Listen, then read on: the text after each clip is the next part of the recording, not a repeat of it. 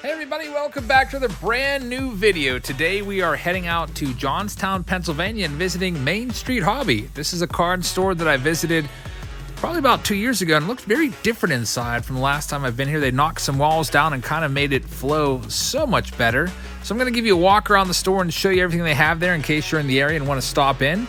And have a really cool thing also, got behind the scenes access to their basement, a huge warehouse of a basement sprawling underneath the city streets and the buildings next to it. As we take a look first, before we head downstairs, at their collection of singles, so that I don't know if you can see the prices there or not. I tend to sometimes maybe go a little too fast and not linger on the prices, but you can see they have a pretty good selection of baseball singles, basketball, football, and they also have some graded cards, which I'm starting to really get into buying graded cards all the time, so I like seeing those. And down here, I really like seeing these guys. Mickey Mantle. You can see some BCCG and PSA graded cards right there. I love that 62 Topps card that I'm kind of lingering on right there. I got to get that one for the PC eventually. I will pick up something in the store. I'll show you that at the end of the video, and we'll rip open that kind of as a substitute for our Throwback Thursday. So now let's go ahead and swing you around and show you the front of the store. We'll walk it up this way. We kind of started out at the back because I wanted to talk to the owner first and make sure that it was okay that we did a little video here. Some more singles. That looks to be some football, but you also notice there's a lot of other memorabilia on the walls and the shelves. You can see the footballs, there's jerseys, there's posters, there's photos, there's Funko Pops, there's autographed baseballs. There you see some rack packs of some older cards from the 80s, late 80s. These are, I don't know if these are 10-cent boxes or quarter boxes, but I did notice them. I kind of thumbed through them a little bit, just to give you kind of a quick idea of what's in there. So look like they'd been sorted through pretty good. You can usually tell if the box has been sorted through just by the way the cards are laying in there. So I didn't really have enough time to go through this, at least all those 5,000 count boxes. So maybe if you go, you could take advantage of that. Always love those cheap boxes. You never know what you're going to find in there. Let's swing it around this way. You can see there's a whole bunch of collectibles on the wall there, from dolls to lunch boxes to action figures. They pretty much sell anything in terms of, if it can be collected, they have it there. There you see some grab bags that I was just looking at. We have some Main Street Hobby merch on the table right there if you'd like to represent them.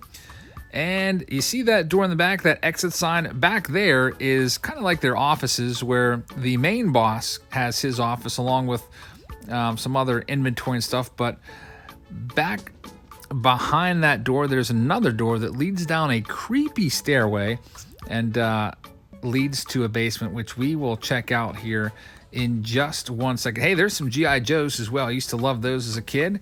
And we'll give you one last look at the Mickey Mantle poster right there. 1954 style design, which Mantle never had a 54 card because he was under contract with Bowman in 54 and 55. All right, so now, without further ado, let's head downstairs to the basement.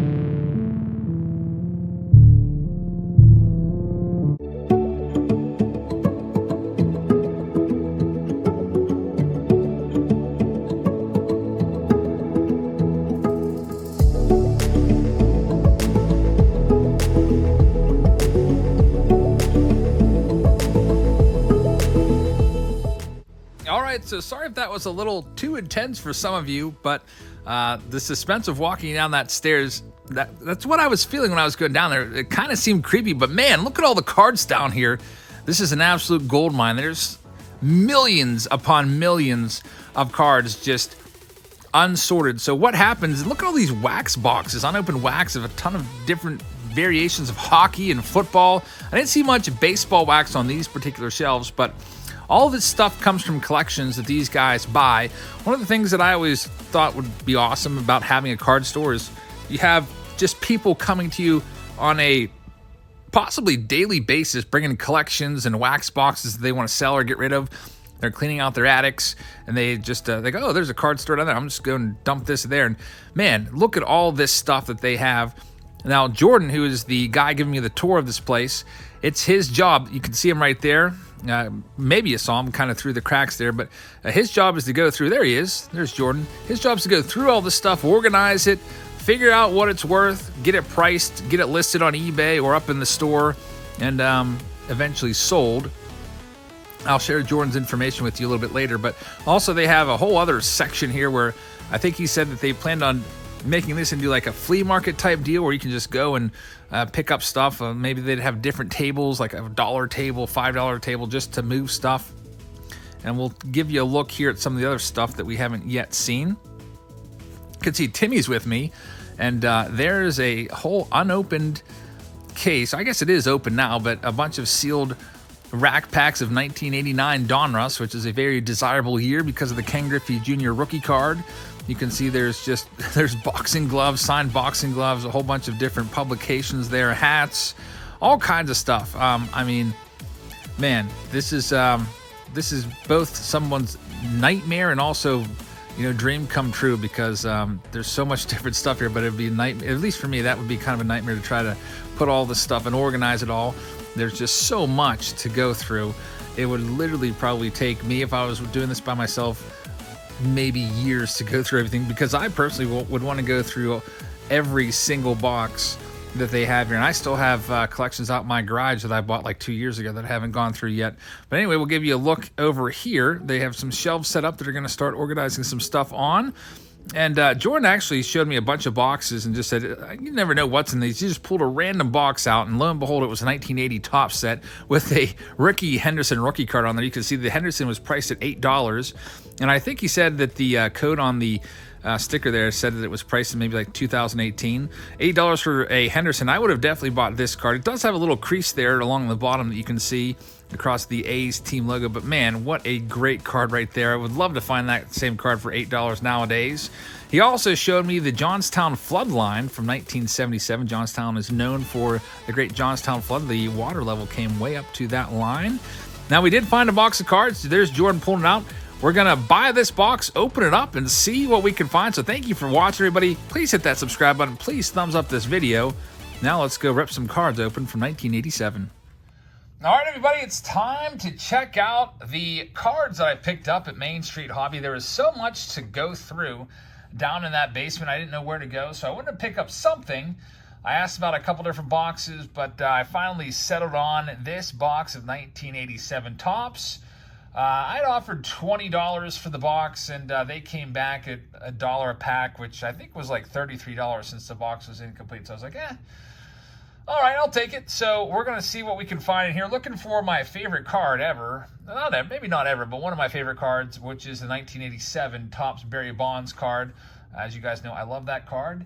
Can usually find it for about 50 cents or $1 or so. So I'm hoping that maybe I could pick that bad boy up at the National, maybe multiple times for about $1 or so. But anyway, we're going to open this up right now.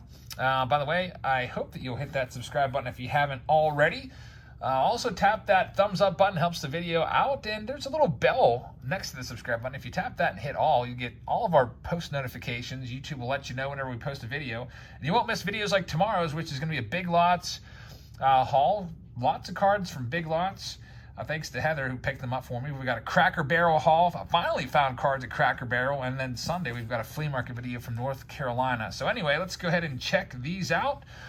Before I get into this, special thanks to Main Street Hobby for letting us go down in their basement and explore some behind-the-scenes stuff right there. You can check them out in person if you'd like to at 440 Main Street. There's their phone number. Or you can check them out in person. Virtually on Facebook, Main Street Hobby right there. And the man that gave me the tour, if you saw anything down in the basement that you wanted to check out, contact Jordan. He's known as the Sports Guy. There's his phone number. He will be able to hook you up with anything you saw down there. He's like kind of in charge of that whole warehouse area underneath the streets of Johnstown. So, with that being said, let's go ahead and see what we can find. I don't know if I'm going to do all these packs, but I will definitely do a few of them until I find some of the good rookie cards. So you can see a little bit of gum stain there on the back, which is never a good thing, but at least it's not ruining a great card. 1987 Topps. There's Bobby Valentine.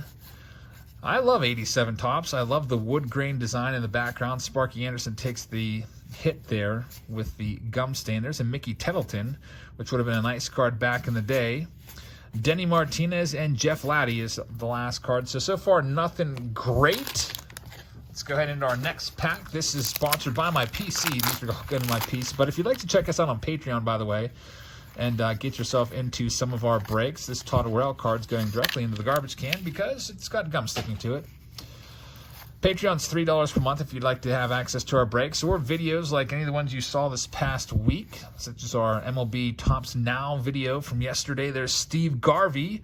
Nice card right there. Not a Hall of Famer, but Bruce Bochy likely will be a Hall of Famer someday. He's probably going to get voted in as a manager.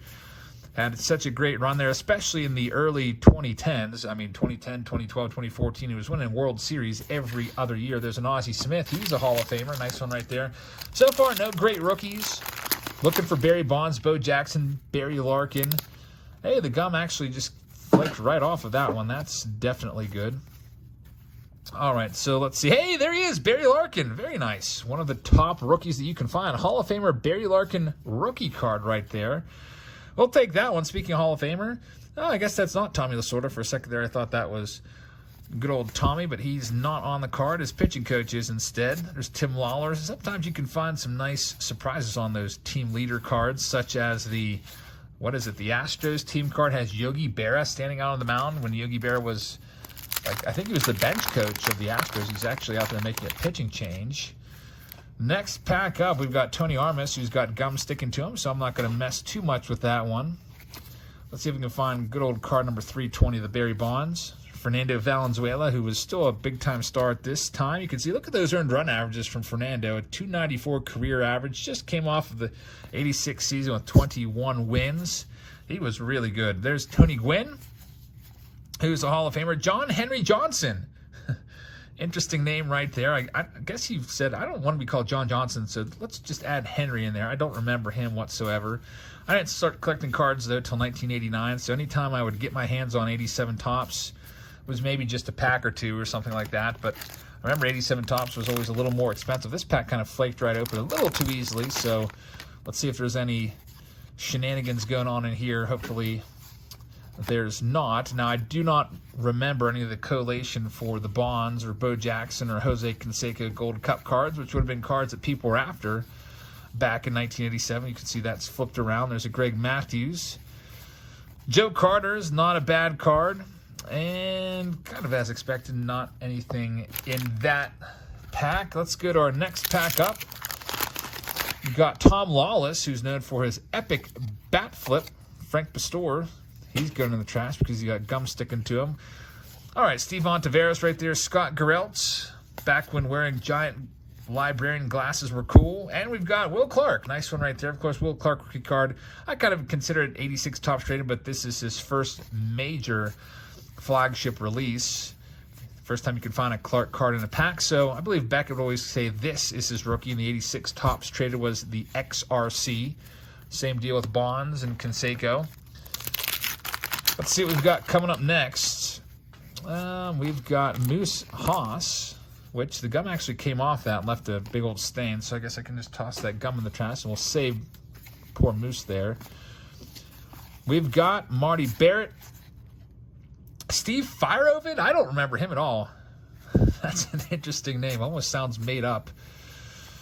Kevin Bass, Enos Campbell right there. Pat Dodson, a future star. Didn't really pan out much for him. Of course, the big-time future star from the Future Star cards in this set was Bo Jackson, probably the most famous of anyone getting a Future Star designation. I think Dave Magadan and maybe B.J. Surhoff got Future Star designations as well in this set. We'll see if we can find those just to verify for sure.